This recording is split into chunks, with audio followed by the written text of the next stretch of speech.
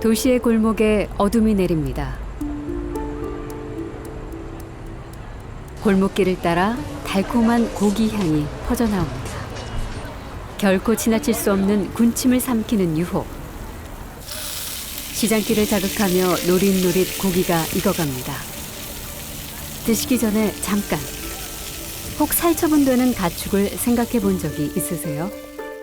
먹으면서 이게 어떻게 이 식탁에 올라간다까지는 생각을 사실 잘 안 하고 먹기 때문에 그렇게 직접적으로 생각해 본 적은 없는 것 같은데 지금 막상 생각을 해보라고 하시니까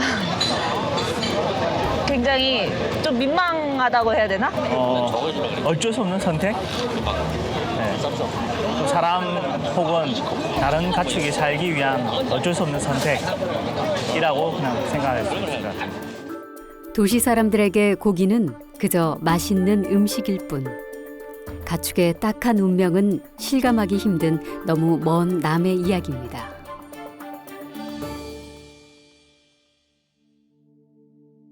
하지만 농부들은 다릅니다. 유소윤 씨 부부에게 닭은 자식이나 마찬가지입니다. 고생했어. 오늘도 고생했어. 건드리면 스트레스 받아. 지금 안 날려고 준비하고. 알았어. 얼른 나. 얼른 나. 자식 같은 닭들을 지키려다 소윤 씨 부부는 그만 범법자가 되었습니다. 영갑아, 군산 지원에서 뭐 또 날라왔네? 뭐야? 이거 가축 전염 예방법 위반 그거 날라왔는데? 뭐 어떻게 하다고? 뭐 이거 와서 재판 받으라는 얘기인가? 뭐 나는 잘 모르겠는데 이게 소환장. 보라면 가야지.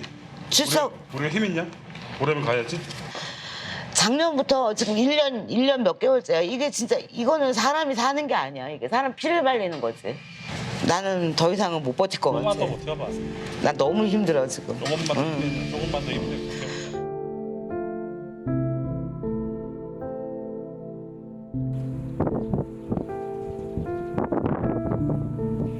지난해 2월 소윤시내 이웃마을의 한 양계장에서 조류 인플루엔자가 발생했습니다.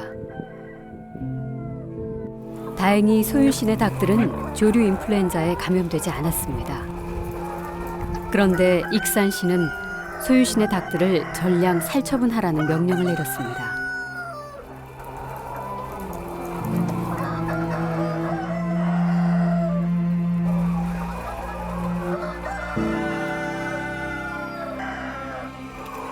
매일 왔었어요.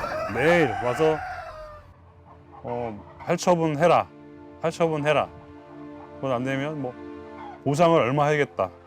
계속 보상 문제로. 그리고 안 되니까 시의 그 고위 간부께서 그러더라고요. 직원들한테, 많은 직원들 앞에서 이 사람들 다른 직업 찾아주라고. 근데 그런 참 불명예스러운 얘기까지 들었었어요, 제가. 멀쩡한 닭들을 굳이 살처분할 이유가 무엇일까요? 익산시는 가축 전염병 예방법을 따랐을 뿐이라고 합니다. 예, 한 농가만 살처분을 하고 이제 지켜봤거든요. 이제 나머지 3km 이내는 이제 관리 지역으로 지정을 해갖고 지켜봤는데 일주일 후에 두 농가에서 이제 동시에 다시 발생을 해가지고 그 농가 주변을 이제 관리 지역에서 이제 위험 지역으로 판단을 해가지고 3km 이내를 아마 살처분을 하는 걸로 중앙가축방역심의회에서 결정을 하게 된 겁니다. 가축 전염병이 발생할 경우 반경 500m 이내의 가축은 즉각 살처분하고 반경 500m에서 3km까지는 예방적 살처분을 원칙으로 합니다. 단 살처분 대상과 범위는 지역 특성에 따라 조정이 가능하다고 되어 있습니다. 소윤 씨 부부는 살처분 명령을 거부했습니다. 역학조사를 해서 감염 여부를 확인한 후 살처분 결정을 해달라고 요구했습니다. 살처분을 저희가 안 했죠. 왜 안 했느냐? 저희 아이들은 AI라는 병에 감염이 되지 않았으니까요. 그리고 3km, 무조건적인 3km 반경을 긋고 살처분하라고 했을 때 그는 부당하다. 역학조사를 해서 우리 아이들이 감염이 됐으니 그때 살처분에 늦지 않겠느냐라고 했기 때문에 익산시에서는 역학조사를 하지도 않았어요. 그리고 나서 살처분 명령을 내렸죠. 그래서 저희가 거부한 겁니다. 익산시는 끝내 역학조사를 하지 않았습니다. 소윤 씨 부부가 따로 검사한 결과 이 농장의 닭들은 조류 인플루엔자에 걸리지 않았다는 결과가 나왔습니다. 소윤 씨 부부는 예방적 살처분 명령을 거부한 최초의 사례가 되었습니다. 살아있는 생명을 마음대로 다 죽일 수는 없잖아요. 내 마음에 안 들어. 너 죽어. 그건 아니잖아요. 애들은 병도 안 걸렸는데 건강한데 왜 죽어야 되죠? 그건 아니죠. 얘들이 그때 묻혀졌으면 저희는 혹시 더 편했을지 몰라요. 몸이, 마음이. 근데 그건 아니죠. 제가 허락을 못했어요.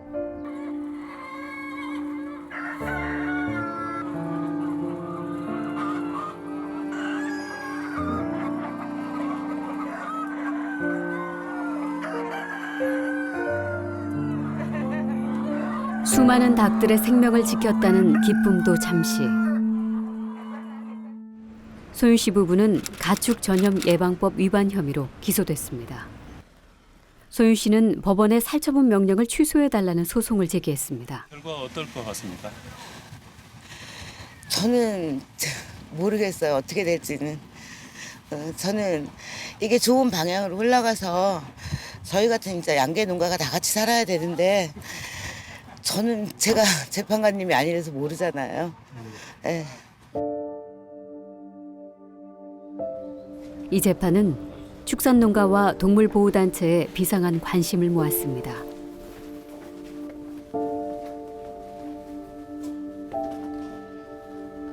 전염병이 돌 때마다 일방적으로 내렸던 살처분 통보 관행에 제동이 걸릴까요?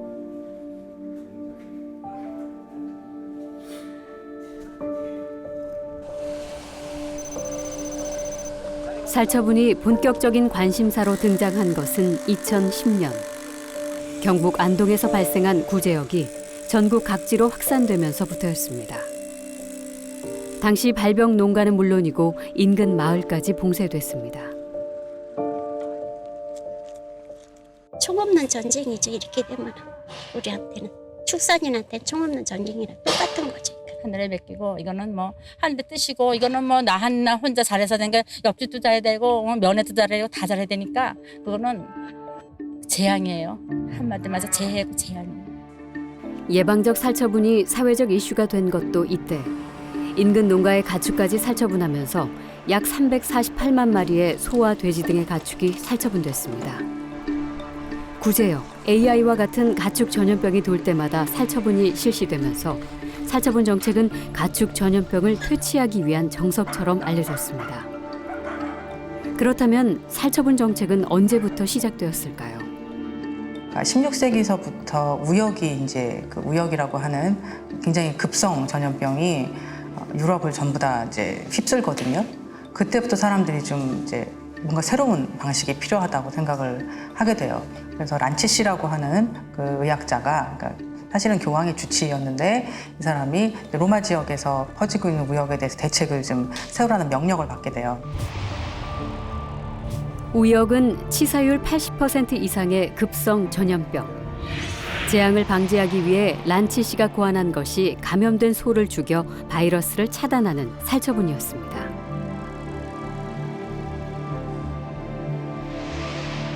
살처분 방식은 영국에도 전해졌습니다.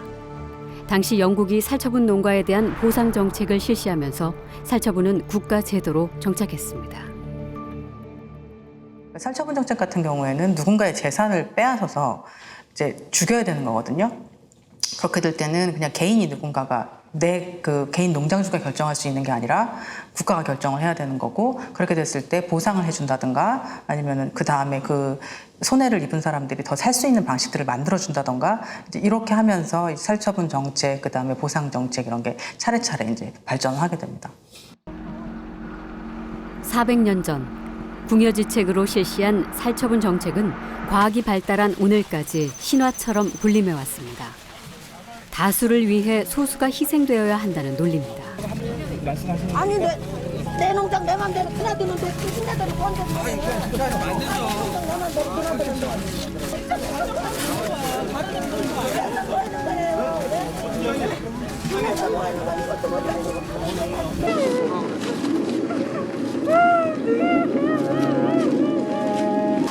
살처분 요원들이 들이닥친 양계장. 닭들은 영문도 모른 채 마지막까지 먹이 활동을 합니다.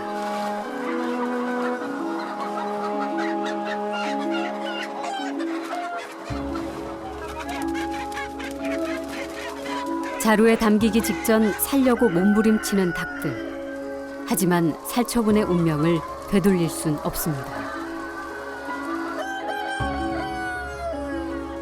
뭐 처참한 심정이죠. 한마디로 말씀드리면은 원폭 당한 심정입니다.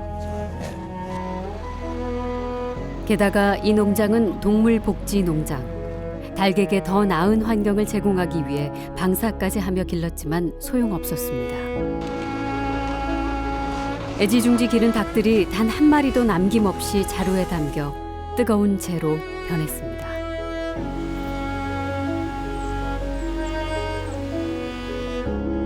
그로부터 4년 후 홍 사장은 살처분 보상받은 돈으로 다시 병아리를 들여와 농장을 키웠습니다. 자식만큼이나 귀하게 기른 닭이지만 언제 또 몽땅 잃을지 홍 사장은 늘 불안합니다. 홍 사장은 과연 살처분이 가축 전염병의 유일한 해법인지 의문이 생겼습니다. 단지 외국에 있는 정책을 우리나라 현실에 맞지 않게 외국어를 우리말로 번역해서 온 것 같은 그런 이상한 정책들, 현실성 없는 정책들. 정말 이게 우리에게 맞는 정책인지를 생각을 하고 현실적인 정책인지 또 이것들이 국민을 위하고 소비자를 위하고 생산자를 위한 정책인지에 대해서 정말 심각한 고민을 하고 정책을 만드셔야 될 거라고 생각합니다. 살처분 문제는 홍 사장만의 숙제가 아닙니다.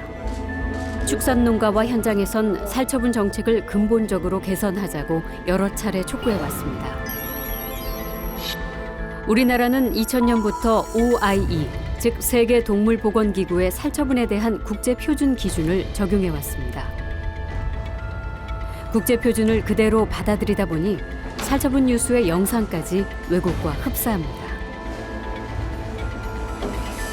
국제 표준형 자체가 과연 어떻게 형성이 되었고 결정이 되었는가에 대한 고찰이 좀 있어야 되는데 거기에 대한 고찰은 없는 채로 국제 표준형은 아마도 굉장히 객관적일 것이다 라는 전제를 하고선 받아들이는 문제가 있는 측면이 있죠.